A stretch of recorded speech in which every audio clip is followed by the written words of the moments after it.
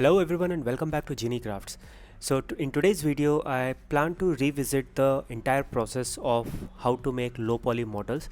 I will explain everything that is required for you to make these low poly models with the help of this beautiful bird model. Since this is going to be a slightly longer video, so without any further delay guys, let's get started. So to make any low poly paper model, the first thing that you're gonna require is a template.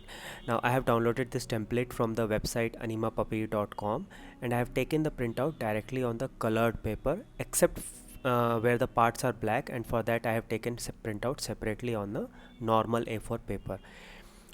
Also, by taking printout on colored paper, you reduce some of the steps, so it's always best to take printout on colored paper. The thickness of the paper that I'm using is 220 GSM. Also, if you'll notice that the paper has rough side or rough texture on one side and it's plain on the other side. So when you take printout, the printout should always be taken on the plain side of the paper, and the textured side should always be used for the building of the model. That is what will be visible to you after the model has been built. So if possible, try to get this kind of paper, but if not, any kind of colored paper will work as long as it is of decent thickness, 200 GSM and above. So you are going to require a paper cutting knife to cut out the pieces, and for this particular video I am utilizing this new knife that I have got. So I have got this from a wholesale market. I have not heard of this brand before, but the knife is made of pure metal and it's got a good weight to it. It's always important that your paper cutting knife has a certain weight to it because it makes the handling of the knife much more smoother. Also, if you'll notice that the blade is slightly longer than the A11 blade, longer as well as wider. But when I actually use this knife, the knife has a very good balance to it, and it's very good for paper cutting. That much I can tell. Next, you are going to need a scale or a ruler to create the creases on the dotted lines, or also known as scoring process for the parts. And then you're going to need a white PVA glue to stick the parts together, and finally you're going to require a toothpick or any kind of small stick or applicator to apply the thin film of glue onto the parts. So these are the things that you require to build a low poly model. Now we'll start with the first part, that is cutting out the individual parts in the template. So I'm taking this particular part number 16. Now if you'll see, each part will have three kind of line maximum. One will be the solid lines, then the dotted lines. Now the solid lines are where you need to cut, even if those solid lines are going inside the part, that does not matter at all. You have to cut everywhere where there is a solid line, and do not cut on the dotted lines. The dotted lines are for the folding purposes only and not for cutting purposes. Now try to cut as precisely as you can. Now in the model you will see that some of the edges have numbers mentioned against it and some of the edges do not have numbers mentioned against it. If there is a mistake, a little mistake in cutting against the edges which do not have numbers mentioned against it, it's okay. But if you mess up on the edges which have numbers mentioned against it, then it might cause trouble with your low poly model later. So be very careful when you are cutting. The edges which do not have numbers against it are called the flaps, and these are the ones which are required for gluing purposes. So even if there is some mistake in cutting there, it is still going to get hidden inside the model and nobody will see it. So it's important that you cut properly. Once you have cut the part, carefully remove it. Do not try to force it out. If some parts are not properly cut it again and then remove it. Now comes the scoring part, which we do on the dotted lines. Now for scoring, normally I use some pointed tool, but you can do it directly with the help of your knife. All you need to do is rotate your knife so that the cutting point of the knife is facing upwards and the blunt point is facing downwards, and you simply put your scale on the scoring lines and gently press down the knife to create a crease on the dotted lines. Do not press too hard, otherwise you will create a cut inside the paper on the dotted lines which you do not want. The scoring process is very important because it helps you to fold the parts properly. If the parts are not folded properly, then you will find difficulty when you are gluing the parts together. Hence it is important that you create good crease, not too deep crease but not too shallow crease also. So score it properly so that when you are creating those folds, you are not creating folds at the wrong place but at exactly the place where the template asks you to fold it. After you are done the scoring, now comes the step number 3 in prepping all the parts for the final gluing process, which is the folding part. Now you'll see two kinds of dotted lines. One is dashed and dotted. On these kind of lines, you fold your piece outward direction, also known as the mountain fold. So wherever you see these kind of lines, you fold it outward in the form of mountain folds. Then there will be other kinds of lines which are simple dotted lines.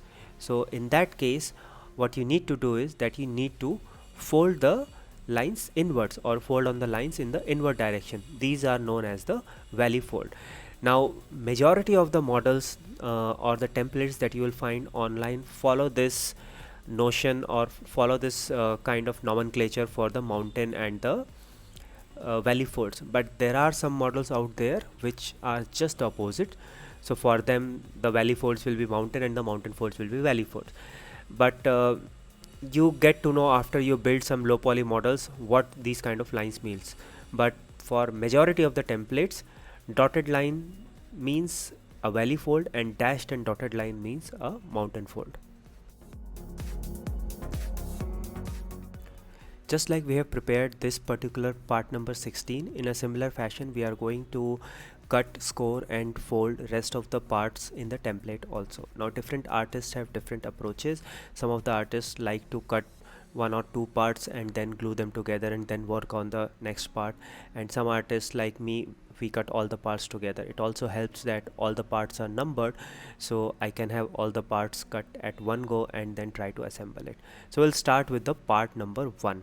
Now in any part you will see that there are flaps, that is the edges with no numbers, because you have to apply glue on them. Now the glue is always applied on the flap on the side where there is no printing. On the printed side of the flap you do not apply the glue, you always apply the glue on the non-printed or the clear side of the paper. While I have missed showing in the video, I'll explain how the gluing process works. It's very simple. Edge is always going to go together with a flap of the same number. So in your parts you will always see, let's say, a flap numbered 34, and there will always be an edge within the same part or in some other part number with the same flap with the same edge numbered 34. So these two will go together. Now in the part number 1 that I have picked, fortunately there are some flaps and edges within the same part which go together. So whenever you are picking up a part, first try to see if there are common numbers within the part. If there are common numbers within the part, that's what you glue together first, and then you move on to the numbers which do not have common numbers within the same part, and you find it on the next part and then you glue it together. Now that these templates are, you know, very beautifully created, and nowadays the templates are very easy to follow also. So if there is part number 1 and there is part number 2, then you will always find a common number between part 1 and 2. To apply the glue, you pick up small amount of glue on the toothpick and apply a thin layer, and then put the flap on the inside. Do not put your flap on the outside. That's why I initially said that you need to apply glue on the side where there is no printing, so automatically the flaps will go inside the model. Please remember that once you have created your low poly model, none of the flaps should be visible on the outside. If they are visible, then you have made a mistake somewhere, and you give some time for the flaps to glue together, for the glue to dry, and then you move on to the next flap and to the next flap. Just always ensure that you are connecting flaps to the edges with the same numbers. It can be any number, but the numbers have to be same. And once you are done doing this connection within the part, then you move on to the next part number, the next part number, and next part number. So there is not much more to tell about the process of creating the low poly models. Once you have prepped all the parts, all you need to do is to stick the parts together in the sequence that is mentioned on the template. But it's completely up to your discretion how you want to assemble the parts, but it's good advice to follow the sequence provided on the template. Also, if you have noticed that I use a very long toothpick, or basically a long thin wooden skewer to apply the glue. Now I have a reason for it. I have shorter toothpicks also, so you can have toothpicks of two lengths, one short and one long. The longer skewer helps to apply glue from a distance, so that you do not smudge your low poly model with glue, or get it dirty. Plus there are certain models wherein the models become very closed and complex for the later parts, and it becomes difficult to apply the glue, or in case some flap has come out, then it becomes very difficult to apply the glue there. So a longer skewer always helps to apply the glue in tight corners, so that's why I use a longer skewer. Another thing that you should take care of while building your low poly model is that when you apply the glue, you make sure that you are applying a thin layer of glue. Please note that you do not need too much of Fevicol or glue to make the parts stick together. Even a thin layer works. In fact, if you use too much glue, then it is going to take that much longer for the glue to dry, and you'll have to wait that much longer before you can proceed to the next flap. Because if the previous flap has not connected or glued properly, the moment you try to attach the next flap, the previous flap is going to come off and you will need to reattach it again. So ensure that you are only applying a thin layer of glue. In case you feel that you have applied too much glue, you can use the tip of your toothpick to scrape the glue off and ensure that the glue layer is very thin only. Fortunately, this particular low poly model is an open model. That means the last piece will have an open space. Normally these kind of models are easier to assemble because the maximum amount of difficulty comes in the last piece, because there is no place for you to hold the flaps and the edges together for them to stick properly. But this is an open model, so it will be easier. And the techniques are different for closed models, which I will demonstrate whenever I pick up a closed model sometime in future. But for this, since this is an open model, so you can utilize that open space to slide your finger in and hold the flaps and the edges together to let them stick properly. So guys, here we are with the completed model, and this has come out to be really colorful model. Obviously I was not able to match the colors exactly as mentioned in the template, but I was close enough, and this has come out as a really beautiful bird.